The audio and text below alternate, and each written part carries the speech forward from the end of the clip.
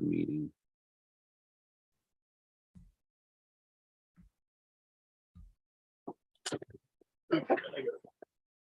Plug my phone in too.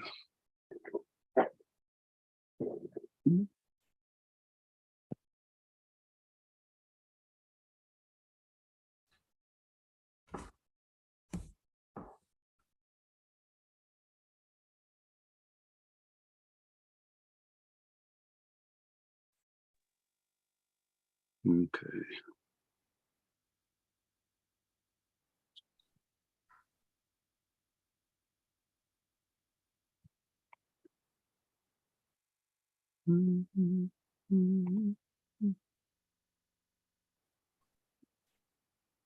Make sure we're live. I do believe we are live.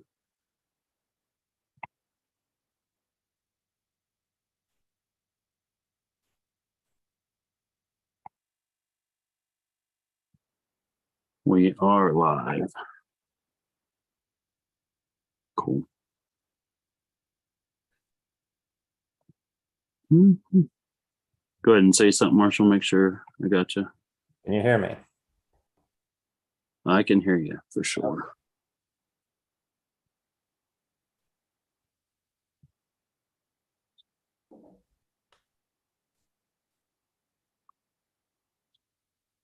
Except full screen.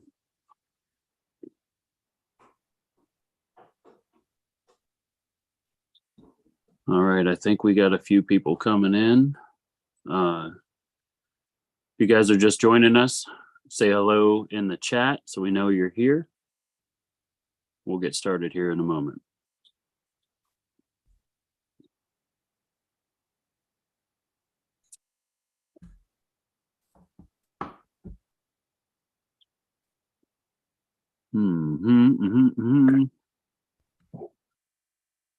Definitely looking forward to the 4th. I tell you what, it's going to be a good one. Should be a good time. Lawrence is here. What up, Lawrence? I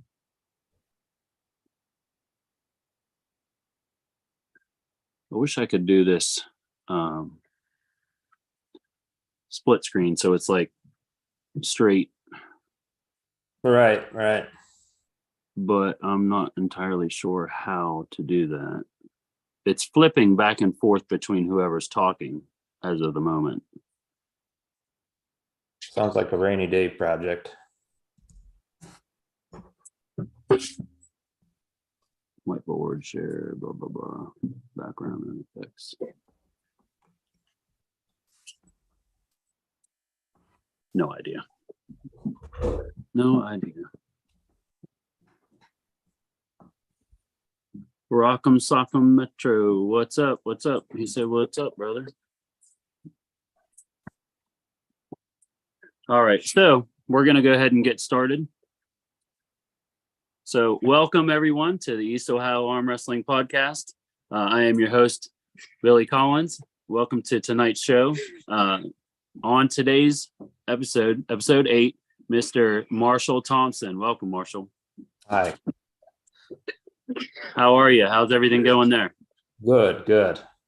Awesome. Thanks for coming on to the show, man. I really appreciate it. Nothing I'd rather do right now. Yeah, my daughter is in the background about to get smacked. Go. She's about to get it. Super. Dog's down here. Daughter's down here. Go. Come on, I'm chasing him. I'm live on YouTube. Get out of here. All right. Anyway, so let's get started with the podcast. Marshall, if you can, man, just tell the viewers, tell them a little bit about yourself. I guess I'm kind of a middle-aged guy right now, and got into arm wrestling maybe 20 years ago, in a non-competitive sort of way. It just used to be what people did, and so I got into it a little bit back then, and there wasn't really much going on for quite a few years in our area. So we started some stuff back up. Got that going, but I don't know. I'm kind of a normal guy, work a couple of jobs, family guy, and do all the things that people normally do. And just kind of fell into this whole arm wrestling thing a little bit here, I guess. Yeah.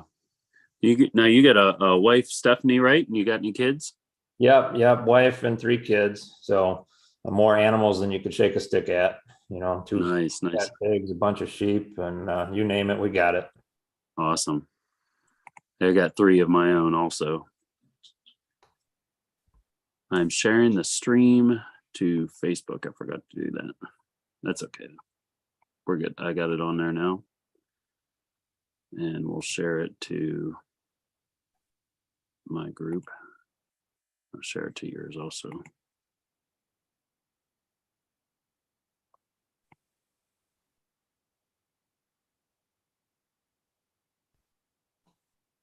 Dun, dun, dun, dun, dun, dun.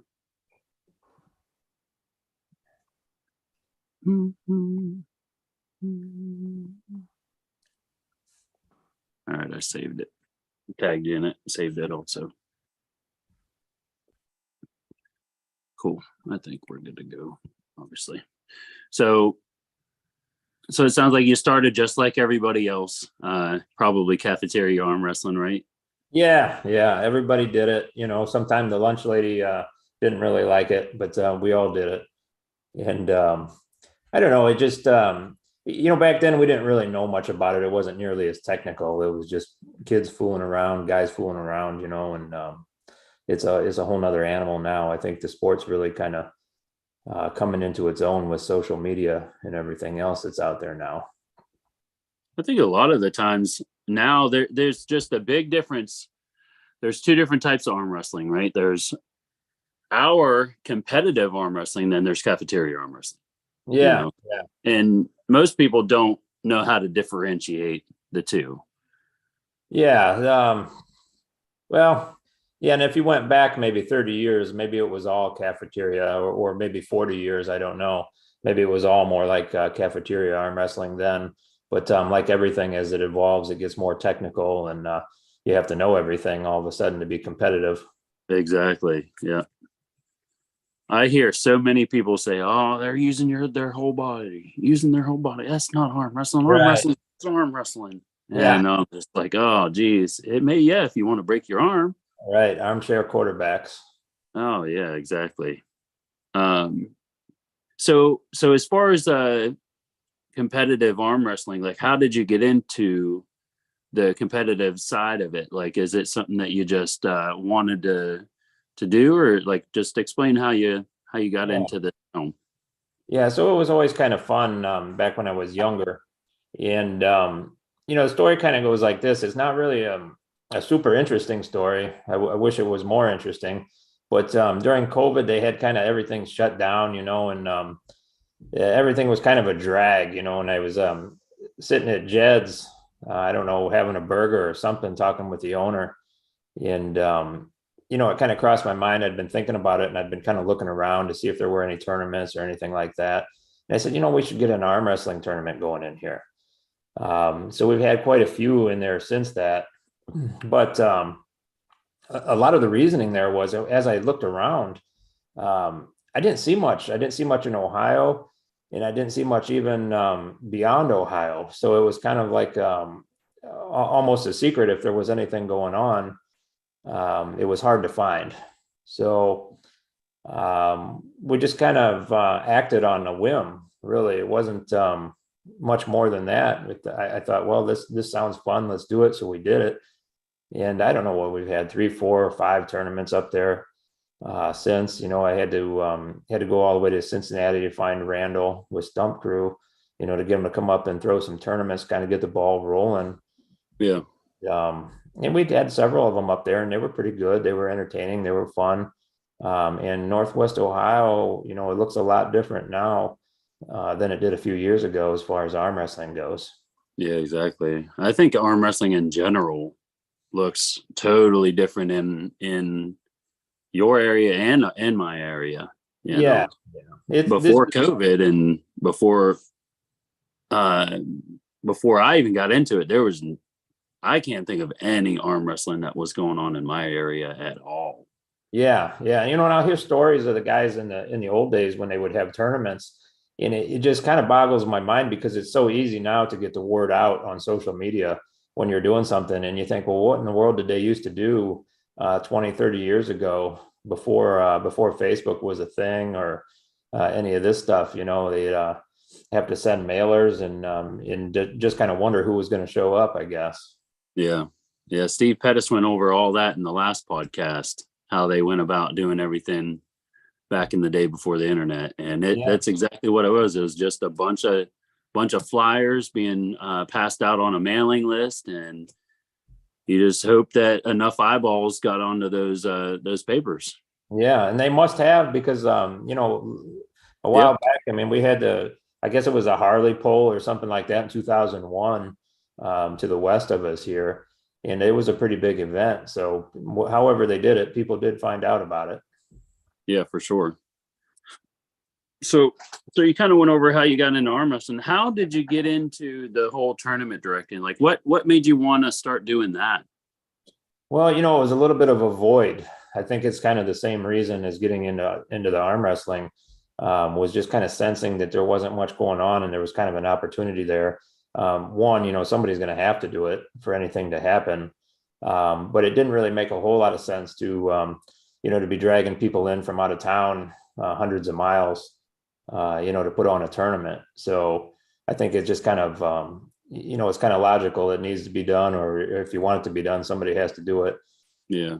Now, have you always been that type of person to just jump in on something like that? I think so. I think maybe I'll kind of observe for a little while first and kind of, make sure I'm seeing what I think I'm seeing. And like I said, I would kind of look around and, man, there had not been any tournaments in our area for a long time. So I felt pretty comfortable that there was interest in the sport, and that it would be something that people would want to do. And since nobody else was there doing it, I just felt like it was almost automatic. You just do it and it'll take off from there. And it has. I think some people were a little bit skeptical, when they first started talking about arm wrestling and throwing tournaments. They were maybe in their mind, they had a mental image of one thing, and it's kind of evolved into something quite a bit different. They might have thought, well, we'll get 20 or 30 people in here and we'll have a table, in the middle of the floor or something like that, and we'll get to arm wrestling. But it's a whole lot more than that now. Oh yeah, for sure. So that's leading me right into it. So what do we have coming up here in a few weeks? Let's talk about your upcoming event. Yeah, so we've got the Buckeye Brawl. It should be a pretty good event. It's a little different from the typical arm wrestling event that you might see around the state. There's quite a bit of variety in events as it is. And probably what might be a little bit different about this one is that we've kind of gone to some trouble to bring people in and kind of add ingredients to the pot. So we've got guys coming from all over the country. We got them, I pick a state, and we've got somebody coming practically to this event. But it'll be it'll be kind of a standard format. So we've got our super matches like everybody has, and we've got a pro tournament, and we've got an amateur tournament, and we've got a women's class. So all the standard things that you're used to seeing at an arm wrestling tournament. But we've kind of compiled some more matches than what you might, some more super matches than what you might be used to seeing. So I think we've got a pretty solid lineup of super matches coming into this event. We've got, just jumping right into the names, we've got John Isola and Kyle Thunder Nelson.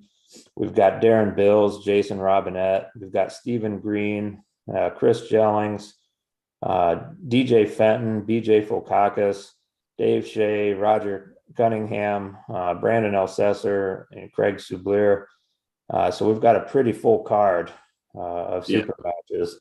And if that doesn't interest you, you don't like arm wrestling, because it's, like I say, it's pretty solid, and we've gone to a lot of trouble to make this happen.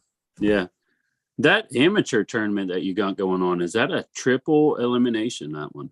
It is. It's triple elimination, and the thing is, myself kind of coming from this, this background, I guess, of an amateur It's common for somebody to maybe make just a simple mistake, or something like that, or they're not ready or something like that. Mm-hmm.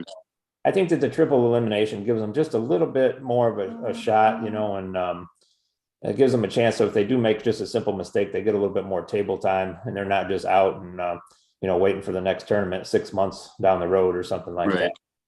So your women's class, that's double, right? Yeah, so that'll be more traditional, and you never really know. We are trying to actively recruit women to come, so we'll see how that goes. I think we'll have a decent showing, but that'll be a right hand event, 154 and under, 155 and up. So okay, and then your pro class is you want to go over the weight categories in that, and that's double elimination, that one. Yeah. So typical pro classes, you're going to have the 154s, the 176, 198, 220, 242, and then the super heavies, Gotcha. Right and left. But all the normal classes, I had some ideas about, maybe adding another class on top, another weight class, maybe like a 243 to 265 or something like that. But we kind of have to stick with what's standard, so that we can report the results and, not get anything too messed up. Yeah, I gotcha. I've heard people name it like the Titan class or something like that. It was like a 243 to 275 or something like that. I can't remember, but it's just been thrown around, I guess. Yeah, the thing that's changed a little bit, and I'd heard at one time that if you went back to 1980, there were only like 10 guys in the whole NFL that were over 300 pounds. And now 300-pound guys kind of grow on trees, Exactly. They're everywhere. And it just means that we have access to, too many drive-throughs sometimes. But it also means sometimes these guys are big and they're strong and they're athletic. And I don't know. The old theory, I think, was that a guy at 242 pounds was about as strong as anybody, maybe some of these heavier guys. So it didn't really matter. But I kind of feel like maybe now we've got a new generation of athletes that's just that are just bigger and stronger. So we'll have to kind of keep an eye on it and see how that goes. Yeah. Do you have the address for Jed's? Yeah, you have that there? It's 855 South Holland, Sylvania, and that's Toledo, Ohio 43615. Great, and that's at Jed's. That's Jed's Bar and Grill. Is that correct? Jed's Barbecue and Brew. Now Jed's is kind of a it's like a multi-chain brand. So there are a few other ones in town, but this is Jed's Holland, Sylvania, and it's separate from the others. I saw that you posted something earlier on about it's got like you have a separate area where you're going to have extra seating and stuff. Yeah. So a couple doors down, this is like kind of a strip mall format, if you can imagine that. And then a couple doors down is like a rental hall, and it's got bathrooms and a big screen TV and chairs and tables and all that kind of thing. So during the peak times, sometimes people bring their family to an event or something like that, and they want to escape the crowd, or whatever. If it gets a little too rowdy or something like that, they can go down there, and they can kind of relax a little bit, and or anybody can for that matter, and just kind of escape the crowd for a little bit. And it's usually only an issue during peak times, if we're running super matches or something real hot in the pro class. Sometimes things will get a little bit crowded or whatever, but it gives us a little bit of an option, to just kind of balance things out and give people a place to go, especially in February. We really can't really be outside for the most part. So it's just going to help out with the crowd. Do you kind of want to go over the itinerary of how your tournament's going to run? Yeah. So weigh-ins, of course, is probably the first thing, and we'll have weigh-ins on Friday the night before, and that'll be from 5 o'clock to 8 o'clock. Okay, awesome. 5 to 8. Yeah, and we'll have weigh-ins again the day of the event from 10 to noon. And we're going to try to get started. This is something that a lot of times happens at tournaments. Entries are still coming in, and the tournament gets delayed, waiting for the entries. But we're going to try to get started at 12:30 with super matches and get through those. After the super matches, we'll go right into the pro right, and then we'll do the pro left. We'll go into the women's classes and then the amateurs classes. And then after the amateurs classes, we may do an overall if there's interest from the pros after they've kind of had a chance to relax a little bit. So we may do an overall and some grudge matches if anybody's looking to do something like that. We'll have some refs up there so we can be semi-official about it if looking for some kind of a match. That sounds fun. For sure. Let's see. Yeah, that sounds great. I heard something about there might be a video screen or something in the overflow seating area. Am I mistaken on that? Yeah, no, we'll have a live stream, and that live stream will be in-house, and it will be also broadcast in the overflow seating, kind of like I was saying before. So if somebody wants to go down there, they can still kind of keep abreast of what's going on. Just watch the TV, and they don't they don't have to be right up on top of everything. And we'll be coming down there. It's actually just next door, so we'll be going down there if somebody has a class coming up, we'll kind of announce it down there to make sure that we kind of wrangle everybody up and get them where they need to go. Now, is there going to be audio on that TV down there? Yeah, we'll have audio. So, fingers crossed that it all works the way it's supposed to, of course. But you definitely. I understand that one. But between the hundreds of people that's there, hopefully somebody knows how to turn it. Yeah. Hey, you're up. You better get up here. Right. So exactly. We'll cross that bridge when we come to it, I guess. Yeah. Now this is how many tournaments is this for you? This is your second or third tournament?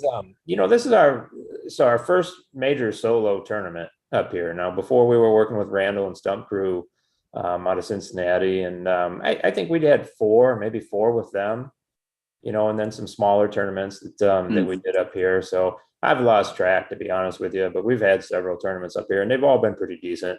But this one we're really piling on, and we're going to try to make it everything that it can be.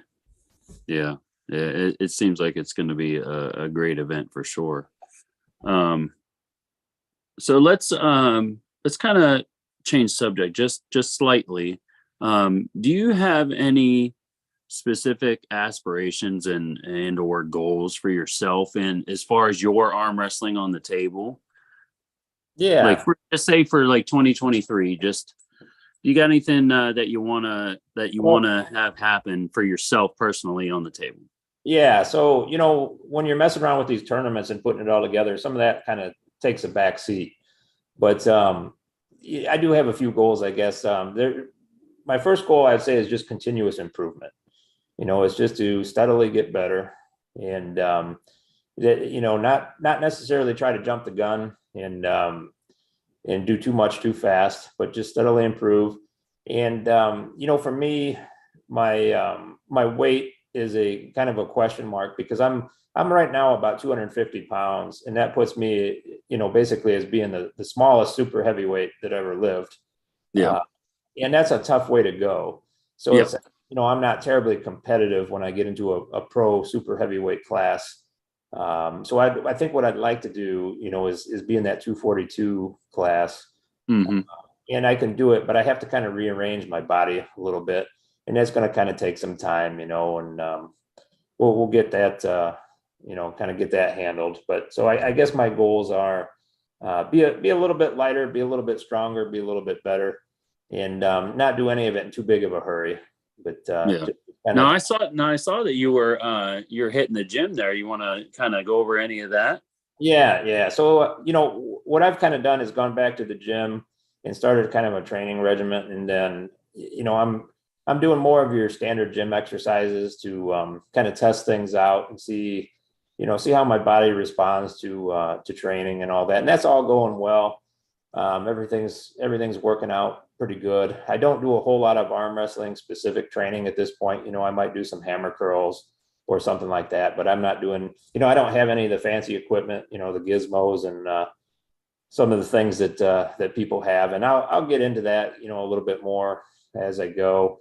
but I'm not training any side pressure or anything like that. It's just occasionally practicing arm wrestling and doing some basic gym stuff and trying to kind of work this body weight and see if I can steal some weight from my legs and put it on my arms or something like that. Yeah, there you go. That sounds like a good one. Yeah. So, Being a healthy version of yourself is never going to be a bad thing. yeah. And, and arm wrestling right now is the excuse to do that. So it works out really. It's not a bad deal, but. Well, that's good. Now, now is there, as far as like your arm wrestling goals, like, is there anything that you want to do as far as like hit any specific tournaments as far as you polling? Like, is there any tournaments that you want to hit, or is there any specific people that you want to pull in 2023? Yeah, it's kind of a fluid situation, but as far as tournaments go, I like the variety. I like to travel around, if something fits into my schedule and it's somewhere where I can be or want to be or something like that.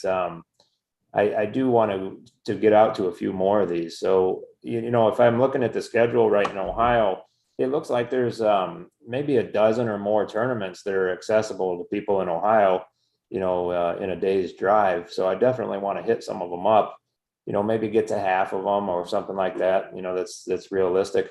But I also want to maybe do a little bit of arm wrestling tourism where I get out of the state, and if there's something going on, heck, if I'm down in Florida or something like that, and there happens to be a tournament, I'd love to go out on the beach or something, and that's the way I've got it set in my mind. It's on the beach and it's going to be great, but I'd love to go down there, and arm wrestle a little bit down there. And what I've kind of found is that just the more you do something, the more comfortable you get at it. And that's really your biggest asset as to getting better at it. Isn't really necessarily the physical training as much as it is just being comfortable on the table. Gotcha. Kind of the things that you might forget otherwise. Yeah. Tony Stansbury's in the chat. The over 200-pound amateur class can be brutal when some people seem to stay in the amateur brackets for years.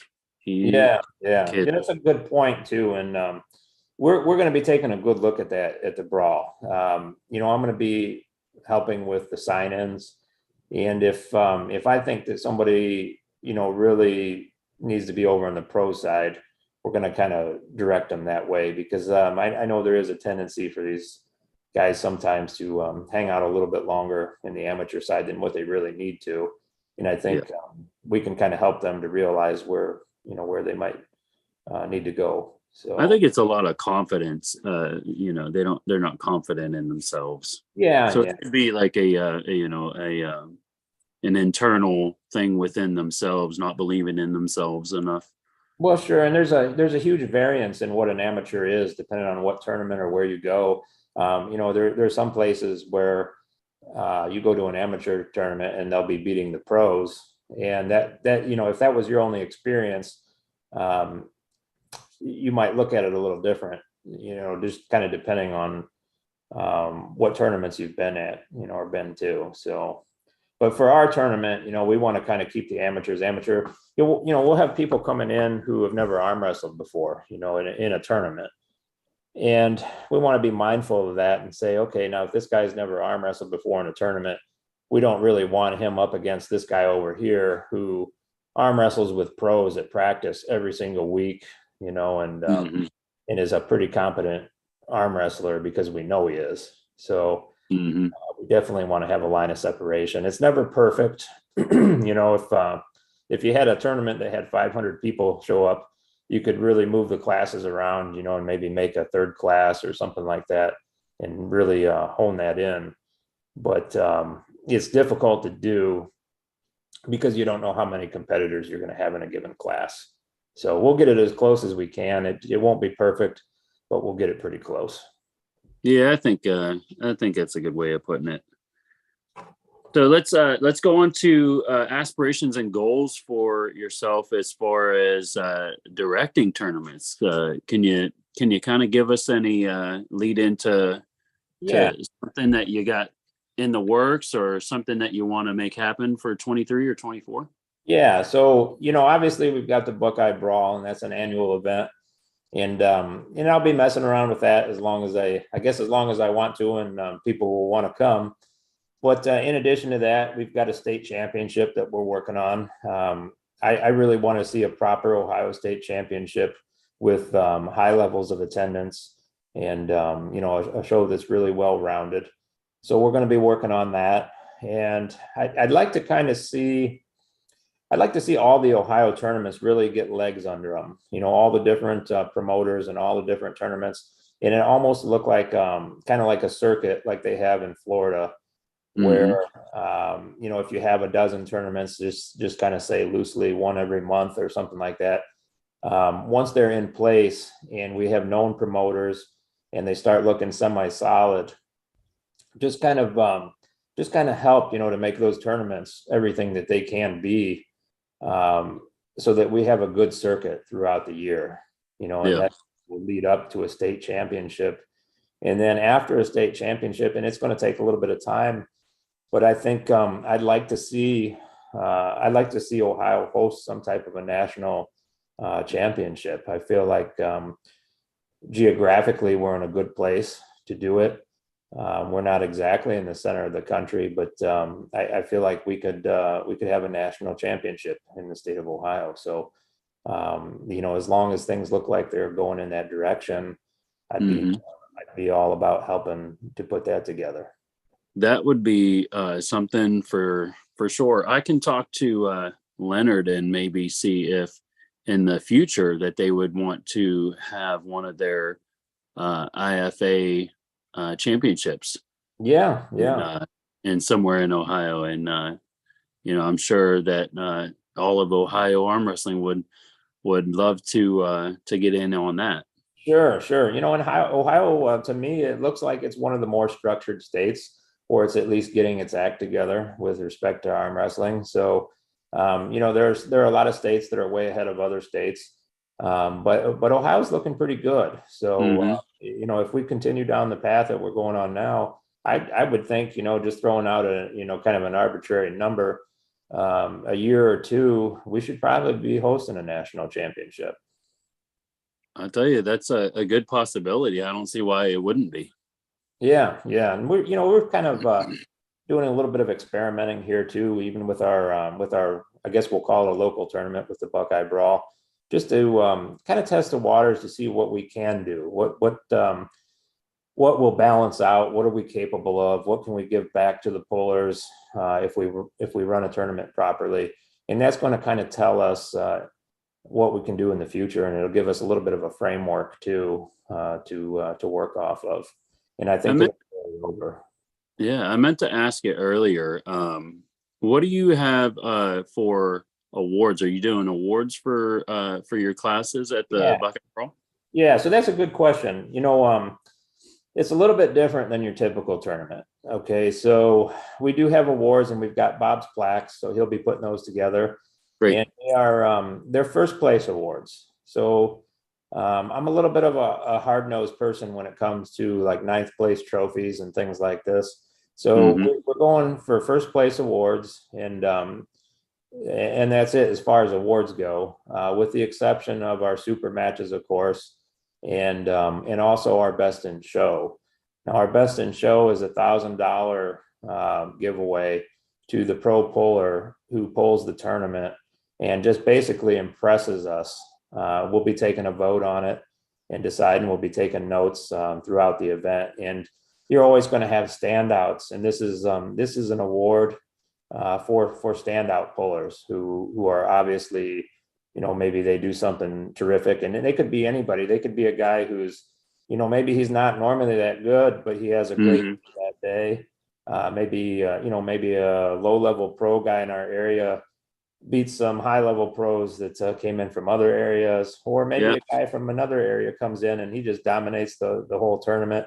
It could be anybody, but it's going to be a standout that gets the award. So we're doing that, and that should be pretty lucrative if somebody feels like they're capable of pulling that off.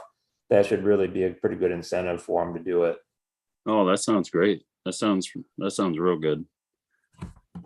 Um, So let's we kind of went over a little bit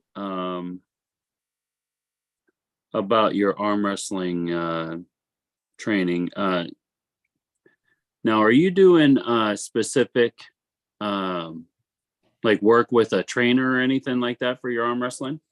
The trainer is more to just get me in the general physical condition that I'm capable of being in, so to make sure that my weight doesn't just go out of control, to make sure that all my conventional exercises are done with proper form, and that I don't maybe spend too much time in between sets talking at the gym and things like this. So having a trainer is definitely beneficial for that. And things are coming around pretty nice. They say I'm 42, and at some point you start to question, well, how will your body respond to training at different ages and all this? And it's really not been a problem for me at all. So things are going pretty well. And that just leads me to believe that when I start to train the arm wrestling specific exercises, everything will fall in line with that, just the way it has with the general exercises too. So yeah. Now, are you able to get much table time in? I do from time to time. It's kind of interesting because as this tournament's coming up, you get a little bit more interest and people maybe wanting to join in, locals getting ready for it or whatever. So you get a little bit of an opportunity to kind of grip up with people. But I've been kind of traveling around. When I see a practice somewhere, I like to go places, and I've kind of discovered that it's beneficial to practice with as many different people as you can. So if I can, I like to travel around and go to practices in different places. And I've been to a few, so I'll probably go to a few more. They tend to be, a pretty good distance. We have some in our area, and I've been to those. And then beyond that, usually you're driving a couple hours to practice, but it's fine and it's fun. And there's a few more that I'm looking at that I want to get out to. But I've just found that the more hands you grip up with, the better off. And if you're training with the same people all the time, sometimes I think you kind of stall a little bit. You kind of know what they're going to do, and they know what you're going to do. And if you if you go in and train with different people, I think there's an advantage to it. So getting out and traveling a little bit it's definitely helped me, put it that way. How many hours drive is it for you to get to Cleveland?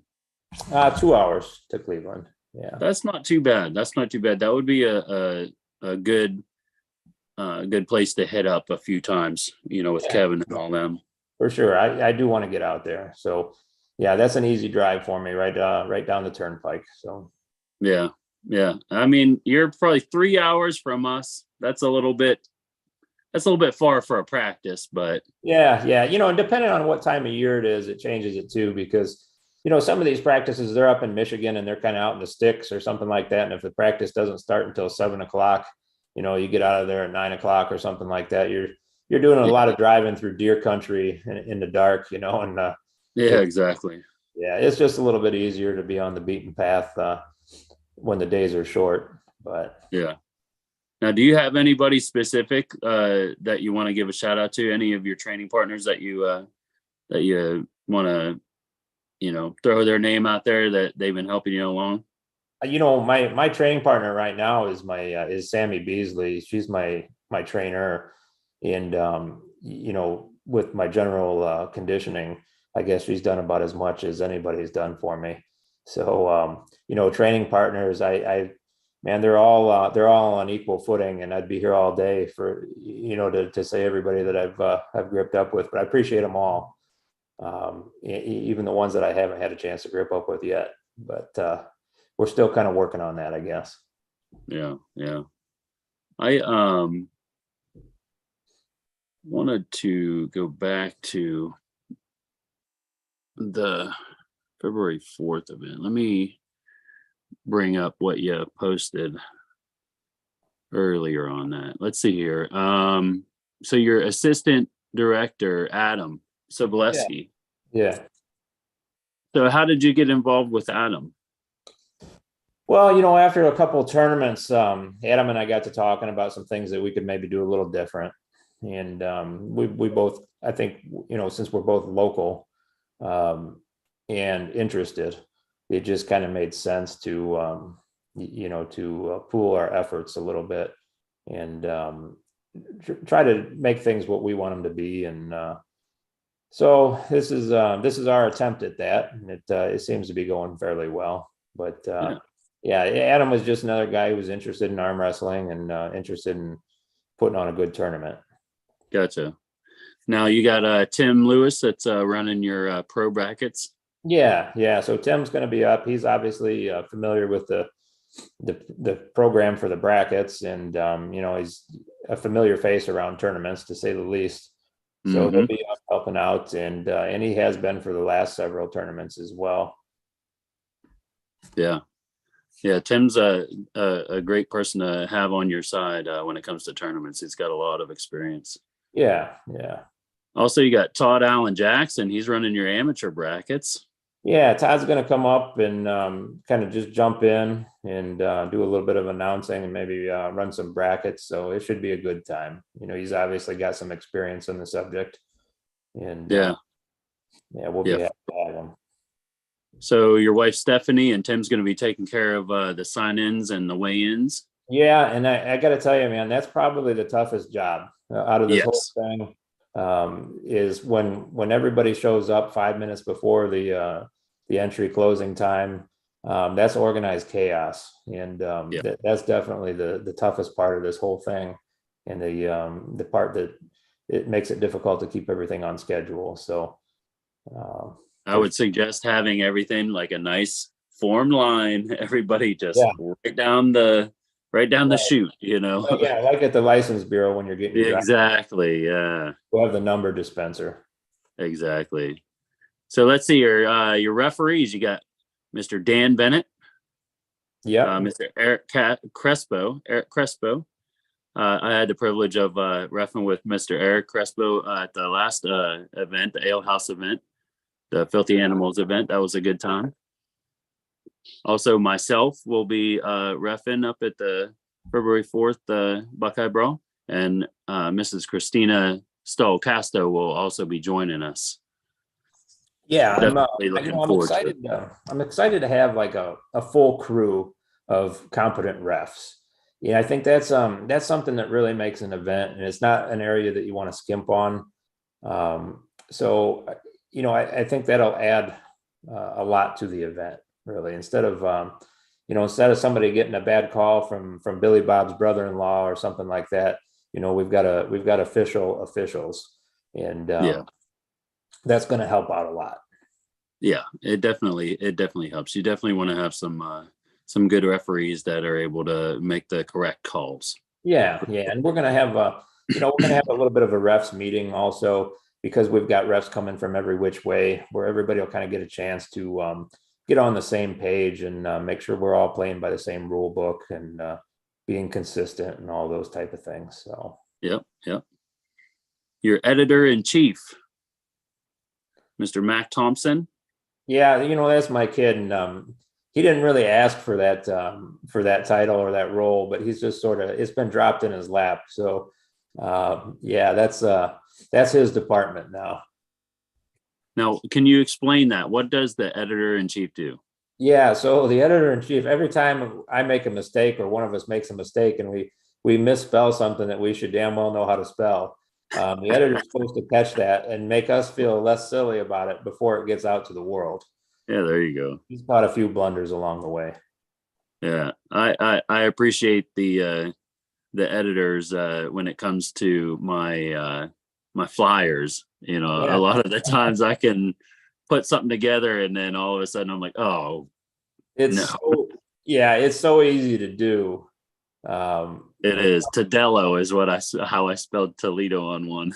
Yeah, you know what? And somebody that's not from Toledo, they might have questioned themselves too on that one. I don't know, but right. It's very easy to do, and we try to keep it straight so we don't look too terribly ignorant. But sometimes we. So it looks like you're going to have a DJ there, Soundman, Mike Mitchell's DJ service. Yeah, so that's going to be a little bit of an improvement. We've sound has been an issue in the past, and when you have to make an announcement for a weight class or something like this, you definitely want to come across clear. You want to be heard, and you don't want people coming up halfway through the bracket saying, "Hey, nobody ever called my name" or anything like this. Mhm. So getting good sound into an event is going to help a lot with that. Yeah. Yeah, that sounds like a great idea for sure. So a space away is going to be your overflow seating. So that, like you said earlier, that's going to be next door. So that'll be nice. Yeah, yeah, and Jed's will be running a waitress back and forth down there, so that if somebody does need something, they'll be able to get food down there, and it won't be a big hassle for them or anything like that. And we'll have an usher kind of taking people down and bringing people back, Mhm. uh, and making announcements for weight classes and things like that. So we don't Gotcha. want anybody to get left behind, or left out. Now is that now that area you have to go out the front door of Jed's, right? And then down Yeah, the yeah. sidewalk. Yeah, you're just going to go out the front door down, maybe 75 feet, something like that, and then you're right back in. So yeah, Gotcha. Good. it'll make a lot of sense when people start doing it, and you kind of see people going back and forth. Yeah, I gotcha. So like you said earlier, the host and the venue is Jed's Barbecue and Brew Yep, on Sylvania Road in Toledo, right? yep. Holland, Sylvania Road, in Toledo. So they're very much on the outskirts. It's almost the last address in Toledo proper, and then you would be outside of the city limits. But yeah, and it's where we've had all the events in the past. So we're just kind of sticking with that because people are familiar with it, and half the people that come will already know where it's at, and then they can tell the other half that don't. So Gotcha. Gotcha. And then your awards, like you said earlier. yeah, Bob's plaques. We'll have awards that are unique to the Buckeye Brawl, and our super match pullers. Their awards, I guess, they're a little bit different from anybody else. Those are more of a wagered scenario, and then, like I say, we do have our $1,000 best in show award. Gotcha. You have Mr. Bob Connor on usher duty. Yep. Bob will be taking people kind of back and forth from a space away, and just helping people to get where they need to go if anybody has any questions or anything like that. And he knows how to find me, and or whoever he needs to find. Yeah. And then do you want to kind of explain your guest arm wrestler, Scott Evans? Yeah, so Scott's kind of been out there on social media, and I noticed him, and he's been practicing with some pretty competent guys out there in Utah, and it seemed like kind of a good opportunity to bring him in and give him a shot at doing something that he probably wouldn't do otherwise. Get him in here and pull against some people that he really would have no reason to bump into, probably, with Right. that distance. I mean, he's about 1,700 miles away. So Yeah.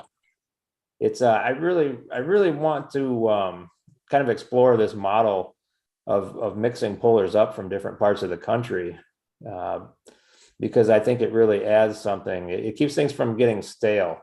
It really adds something to a pull when people have no idea what they're getting into.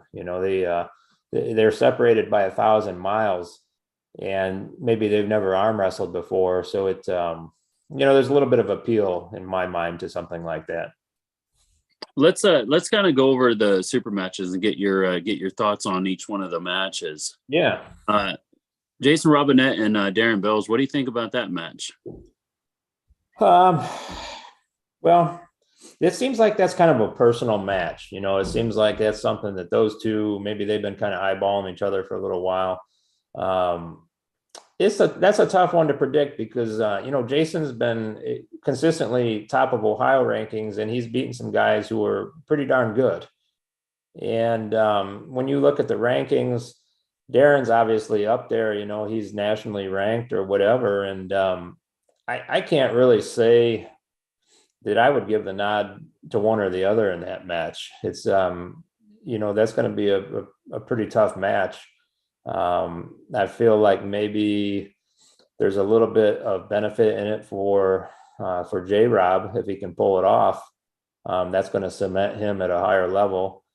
And Darren's going to have to make sure that that doesn't happen, if he wants to maintain credibility, I guess. So it should be a pretty good match. Both guys are tough. So we'll see what happens, I guess, on that one. Yeah. What do you think about Chris Jennings and Steve Green? It's pretty interesting. Chris has obviously been doing pretty well, and all indications are that he's as good as he's ever been. Another guy who's nationally ranked, and obviously Steven is nationally ranked also.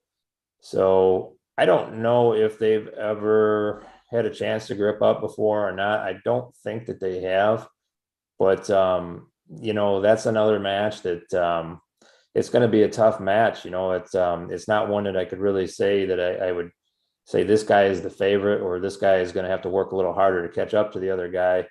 I think that's just something where you're going to have to wait and see what happens that day.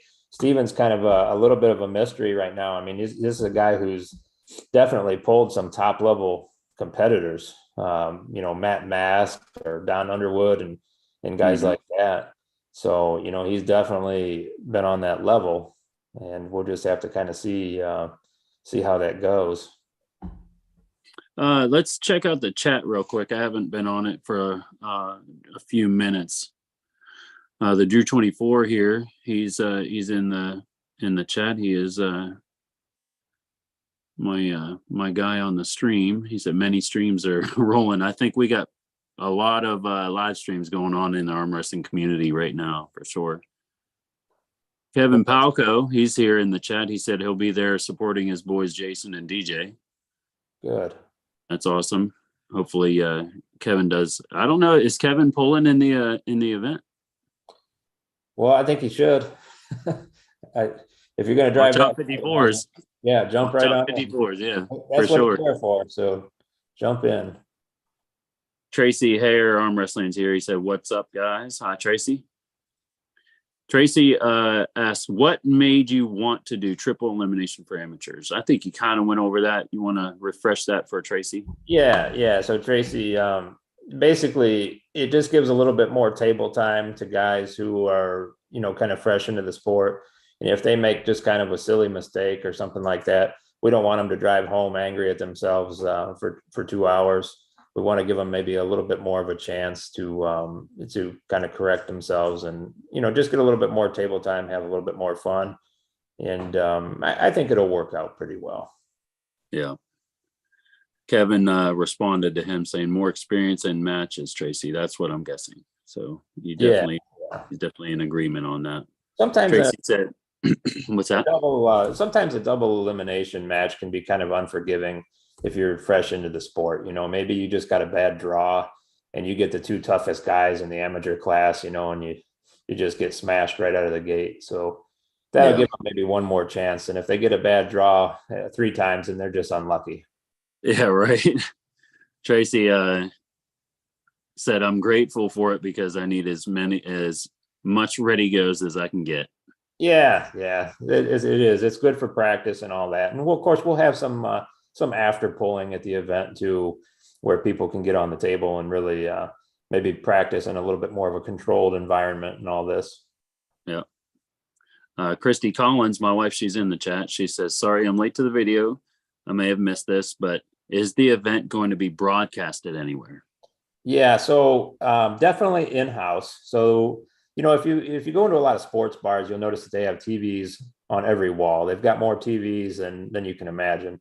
So our goal is to get it on as many of those as possible. Get it down to the hall, a couple doors down, so that people can watch it on the big screen there. And then we will also be releasing it to the out-of-town pullers. So that they know where to look for, if their families want to watch or something like this. We haven't made a final determination on actually releasing a live stream locally because it's one of those things that's there are some benefits to it, but it has the capability of harming your attendance. If people can stay home and watch rather than come, we would just prefer that they come to a live event rather than watch it on TV. But if they have a good reason, we want to make some kind of, an accommodation for them at the same time. So it's something that, it's not 100% nailed down exactly how it's going to go, but there will be something for people who just can't make it or have a good reason not to come. Gotcha. Kevin Palco says, I don't know. He give the hands as far as I think he's not sure if he's going to be pulling in the tournament, I guess. We'll get him in. Once he sees all those pullers from everywhere, he'll want to jump right in there. Yeah, right. Get that first place trophy, Kev. Boom. Let's go. And there's also a chance you could get that best in show too. That's 100%. And this is one of the reasons too. And I might not have mentioned it, but one of the reasons why we're doing a best in show instead of just an overall, as far as that award goes, is a lot of times there's some proven performers, and there's some guys who do really well in the lighter weight classes. But it probably wouldn't be realistic to expect a guy, who's maybe a 154, 176, or 198, to beat the super heavy, the biggest super heavy in the place. So that's kind of the reason we have it set up as a best in show, because we want to recognize when somebody puts on a good performance, not just beats everybody. Gotcha. Let's get back to the super matches. Roger Cunningham and Dave Shea. What do you think about that one? How do you think that one's gonna go down? That is all fireworks right there, man. That's something that's been in the making for some time, and it's an important match. It's an important match to decide who the number one poller in the entire state of Michigan is, and there's some good pollers up in Michigan too, and that kind of tells you the level that these guys are on. And they're two very different pollers. I haven't gripped up with Roger, but I've watched enough to kind of know how dangerous he is. He's kind of a wizard on the table. And, I've gripped up with Dave Shea, and he's just brutally strong. And, I think that the path there is pretty obvious. It's just to use that strength to win a match. And, on paper, you would think, well, Dave wins this match. Dave's a heavier puller and he's really strong. I mean, that should be almost enough right there. But, Roger's kind of the king of upsets, and he's very disruptive as an arm wrestler. So if somebody invites Roger to a tournament, it can kind of throw a monkey wrench into the whole works of where people thought they were going to finish, just what he's able to pull off. So it'll be interesting to see, who's able to kind of go to their game. If Dave can do his thing, then he'll probably win. And if Roger's, that disruptive wizard that we all know he can be, boy, that's a really tough one to predict at that point. So to me, I guess that one it kind of comes down to what in the heck is Roger going to try to do, in that match. So we'll see. How about the Craig Soublier and Brandon Alcesser match? Yeah, so that's kind of our headline match there. And, Brandon has been doing really, really well. And I think, anybody that's been paying attention can see that, and he dropped some weight and went down and beat Tullier. That was a pretty major accomplishment. I actually had him winning that match beforehand. A lot of people kind of thought he couldn't do it. And I was looking at the styles and I thought, I think Brandon's going to take that match. And he did.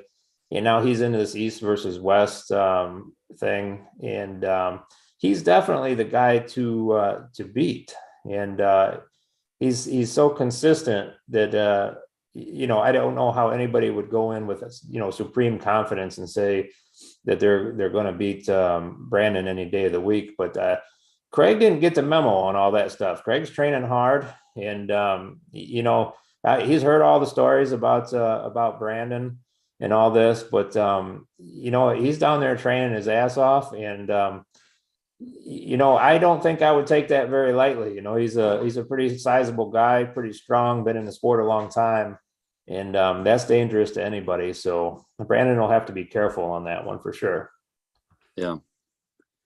And we got our hometown guy, Ohio's own DJ Fenton against BJ Fukakis. Yeah. Pretty cool match, man. It's DJ. So for anybody that's, not familiar, he's been doing a lot of winning in our area. Mm-hmm. If you've had a chance to arm wrestle with him, you know why. Because he has a way of making you feel inadequate on the table. And, it'll be really interesting to put him on the table with a proven performer like BJ Fokakis. Here's a guy who's definitely on a higher level, who's definitely, similar in size.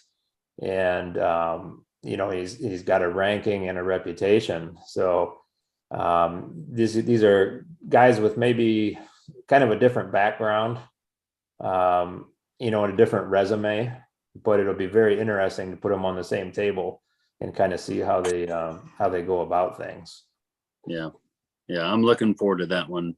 DJ's looking to make a lot of waves in 2023 for sure.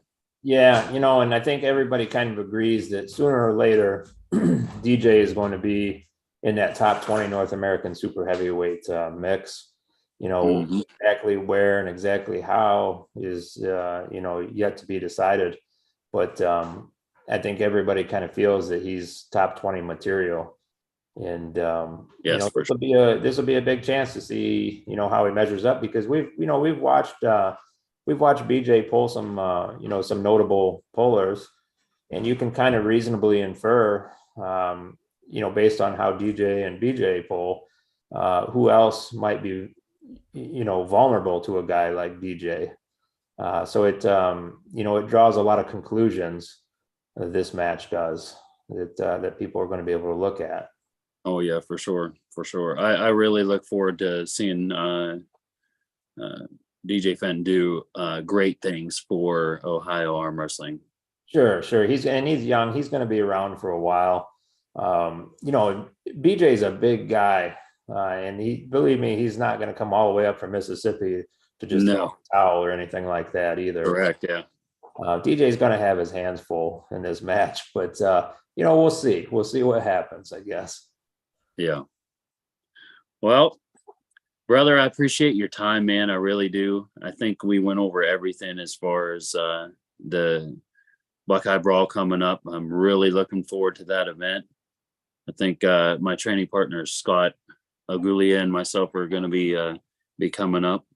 Yeah. I'll be there no matter what, but I do believe Scott's going to be joining me. I do believe.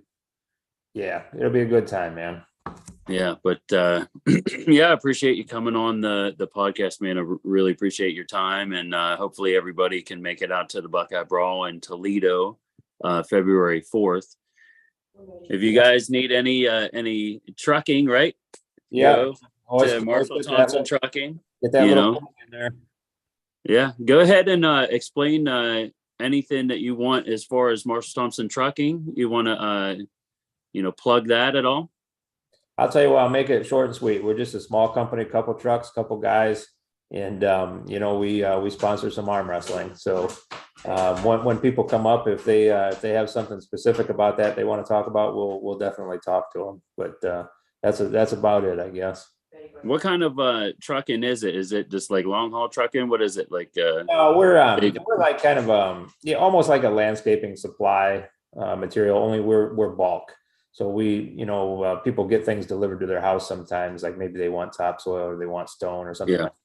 We do that, but we're kind of a bulk carrier, so we move a lot of material. So it's big trucks. Yeah, just gotcha. Dump trucks like you see running down the highway. So gotcha. Like I said, Marshall, I appreciate you coming on. I appreciate you sponsoring the Zoom for Ohio Arm Wrestling. Really appreciate that. Happy to do it. Yeah, it's been a lot helpful, and appreciate you coming on the podcast today, man. I really do. All right, let's see. What is that? Clay Dog said that must be Zeus in the background. I'm not sure. Yeah, he's running around. That's my dog.